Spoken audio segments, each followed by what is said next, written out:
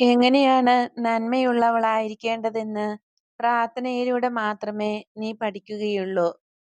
എന്റെ കുഞ്ഞേ, എങ്ങനെയാണ് നന്മയുള്ളവളായിരിക്കേണ്ടതെന്ന് പ്രാർത്ഥനയിലൂടെ മാത്രമേ നീ പഠിക്കുകയുള്ളൂ.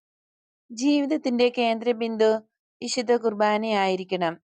അതിൽ ജീവിക്കുകയും വേണം. അവിടെയാണ് സ്വർഗം.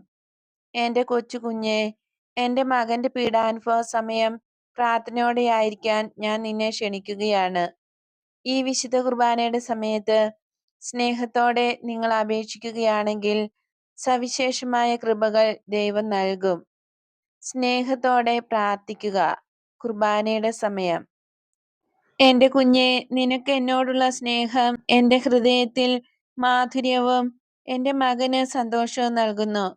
കാരണം യുദ്ധത്തിനിടയിൽ വിശ്രമിക്കാൻ നിന്റെ ഹൃദയത്തിൽ എന്റെ പുത്രന് ഒരു സങ്കേതമുണ്ട്.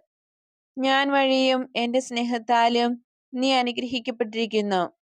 നിന്റെ അന്തരാത്മാവിൽ എന്നെ നിരന്തരം ധ്യാനിച്ചുകൊണ്ട് എല്ലാവർക്കും എന്നെ വെളിപ്പെടുത്തി കാണിക്കുക. ഇത് ചെയ്തു കഴിയുമ്പോൾ സമാധാനം എന്തെന്ന് നീ അറിയും. പ്രതീക്ഷയോടെ പ്രാർത്ഥിക്കുക. എന്റെ ഏറ്റവും ദുർബലയായ കുഞ്ഞെ, വേദനയുടെയും ഒറ്റപ്പെടുത്തലിന്റെയും സഹനപുഷ്പങ്ങൾ നീ ഇപ്പോൾ രുചിച്ചറിയുകയാണ്.